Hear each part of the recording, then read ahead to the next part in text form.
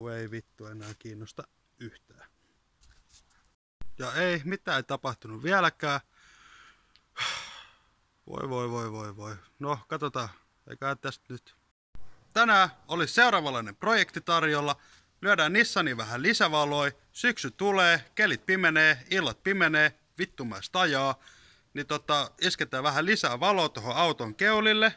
Niin taas näkee eteenpäin. Ei ollenkaan huono vaihtoehto. Meikäläisen mielestä on moinen ajatus ollenkaan. Eli ei mitään. Ruvetaanhan touhumaan. Meikäläinen kelas, että mä aloitan nyt näillä, mitä mulla on. Eli LED-baariin, nippusidettä, vähän kulmarautaa, muttereita, pultteja, prikkoja. Saadaan asennettua se tohon puskuriin. No niin, ja koska meikäläisen kulmalevyys oli liian pienet reijät, mun piti vähän modaa niitä. Mä modasin niitä vähän väärillä mitoilla ja vääriin kohtiin. Mutta ne on ihan toimivat vehkeet. Seuraavaksi meikäläinen iskee ne tohon kiinni ja ruvetaan ottaa pikkusen lisää valoa, kun toi syksy tosiaan rupeaa pimenemään tästä näin, niin näkee ajaa eteenpäin. No niin, ja koska tää ei tosiaan ole mitään muuta kuin vähän suurpiirteistä hommaa, tähän tulee nyt tää, voi vittu sinne leskynä, onneksi ei syvälle, niin ei ole hirveän suurpiirteistä hommaa, niin mä teen tähän pari merkkiä. Tohon tulee merkki. Tohon tulee merkki. Ja se tarkoittaa sitä, että nää tulee kiinni about tohon. Sitten sinne tulee vähän prikkoja alle, niin meikäläinen nostaa sitä valokeilaa vähän ylöspäin. Joku sen prikan sinne saa työntää, mutta se ei haittaa, koska lopputulos tulee olemaan mahtava. Noniin, ja sitten ruvetaan lyömään Nissaniin näitä kiinni, näitä saakelin kulmarautoja. Mä laitoin niihin jo yhdet mutterit, niin mä näen mihin mä poraan. Koska tää on vähän suurpiirteistä toimintaa niin sanotusti, niin tää ei ole niin millin päälle mihin nää menee.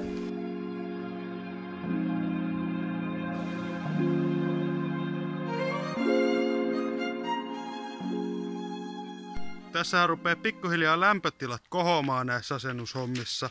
Niin ei mitään, luovutaan hatusta nyt tällä kertaa. Isketään hattu tonne noin vähän viilenemään, niin pääkoppa rupeaa pysyä viileänä. Ei mitään, jatketaan touhuumista, isketään valo kiinni ja katsotaan mitä äijän käy.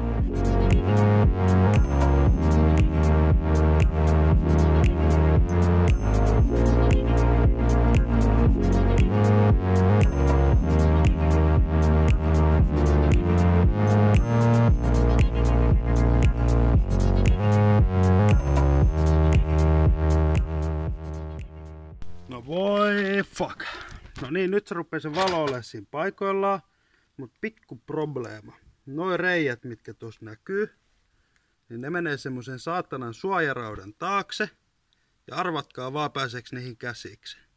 No ei vittu pääse. No joo, ei mitään, koitetaan keksiä, kun patentti 5700. Eiköhän tästäkin jotenkin selvitä. No niin, nyt se on siinä paikoillaan. Mä suuntaan sen sit joskus kun mä kerkeen. Seuraavaksi pitäisi ruveta tekemään johtotehtäviä. Ei mitään muuta kuin kaapelinippu kouraa ja relettä väliin ja paskartelemaan. Yes.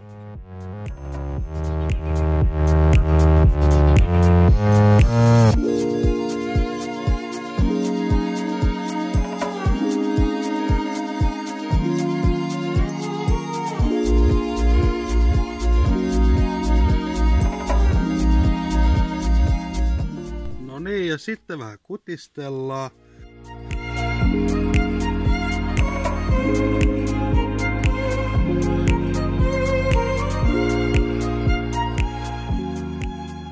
Noniin, meikäläinen on tässä nyt juotellut ja kolvaillut ja tehnyt vaikka minkä näköisiä virtteilemiä.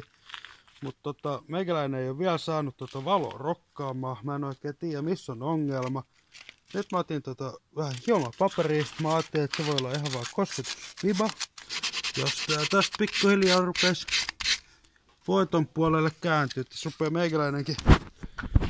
meikäläinenkin vähän epätoivoa pikkuhiljaa vaipumaan.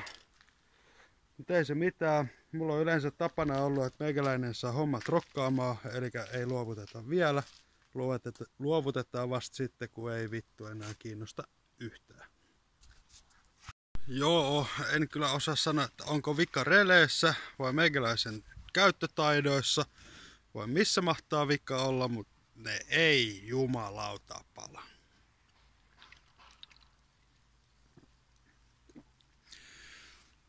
No joo, keksitään joku pöytäpatentti tuohon. Pakkohan se nyt on saada rokkaamaan, koska kello rupeaa olemaan jo aika paljon. Niin mä en oo tullut tänne asentelemaan hubin vuoksi näitä valoja, vaan tarkoitus oli laittaa nämä valot paikoilleen. Niin laitetaan valot paikoilleen. Huomenna aamuvuoroa duunia. Ei se mitään, nuorena jaksaa, niin ne väittää. Eli ei mitään muuta kuin jatkamaan ongelmien etsintää. Noniin, vika löytyi. Vika oli kytkiässä, eli meikäläisessä ei mitään. Seuraavaksi vähän juottaa kaapeleet uudestaan. Yes, lemppariduuni. Ja sitten ei mitään muuta kuin tsiigailee, että homma rupeaa rokkaa pikkuhiljaa ja katsotaan vielä sen jälkeen pieni testi tosta noin. Ja ei mitään, homma etenee taas vähän matkaa. Eli jos joku väittää joskus, että energiajuomat ei oikeasti piristä tai muuten virkistä ajatusta, niin väärässä on. Kyllä muuten virkistä. Nimittäin kun mä otin huikan monsteria, tää ei ole siis mikään mainos, niin heti rupesi ajatus juoksemaan. Kiitos Monster. No niin, tässä rupeaa olemaan tää homma pikkuhiljaa voiton puolella. Ihan oli oma kytkentämoga. Eli meikäläinen oli kytkenyt niin sanotusti päin honkia. Mut nyt homma rokkaa taas ja ei mitään, seuraavaksi lyödään kaapelit läjää ja sit ne vois varmaan lähteä pikkuhiljaa kotiin päin. Kello rupeaa nimittäin olemaan jo aika näyttävän paljon. Tekee toi halogeenivalo tuolla mun pään yläpuolella meikäs tämmösen siistin hohtavan tyypin muuten. Huomasin tässä vaan. Cool.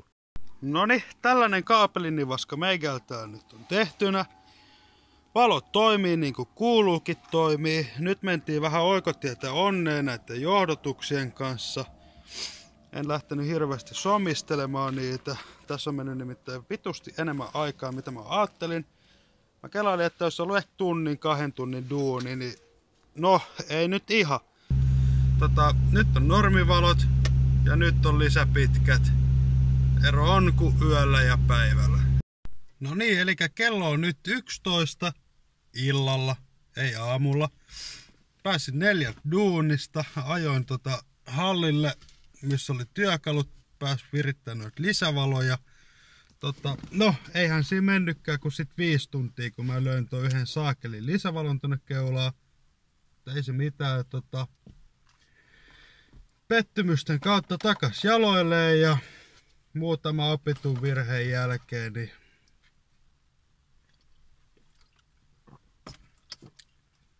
muutama nopeasti opitun virheen jälkeen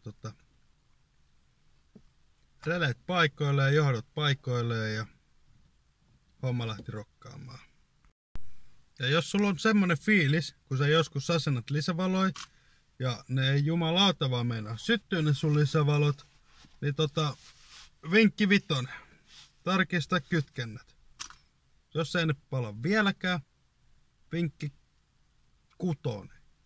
Tarkista kytkennät ja vieläkään ei pala, ja tarkista taas kerran kytkennät. Nimittäin meikäläiseltä koko homma oli kiinni siitä, että mä olin laittanut ton paloista otettavan kaapelin, niin mihin muuallekaan kuin miinusnappaa, eli itse asiassa ainoa se kohtaa, mistä toi lisävalo ei syty. Taitolaji se on kai sekin, kun piuhoja oli kuitenkin useampi mistä valita, niin mä otin se ainoa, mistä se ei saakeli syty. Sitten haetaan vikaa kissojen koirien kanssa ja pettymysten kautta voittoa ja taas se nähtiin keisari Monni, eli meikäläinen, ei pienestä luovuta. Ja elikkä täällä oli se vika. Tää on se, mihin mä aluksi kolvasin ihan väärän johdon kiinni. Ja se ei mennyt todellakaan siihen kohtaan. Tämänkin voisi vetää poikki, mutta mä en vielä kerennyt. Sittenhän mä kolvasin sen tonne liittimen sisälle. Karun näköistä sulannutta muovia. Pitää korjaa toikin kyllä vähän paremman näköiseksi jahkavaa kerkiää. Joo, se on aika härskin näköiseksi mennyt. Siinä nähdään meikäläisen kolvaustaitoja pikkusen. Ja... No, mutta ihan sama. Valot palaa, se on pääasia.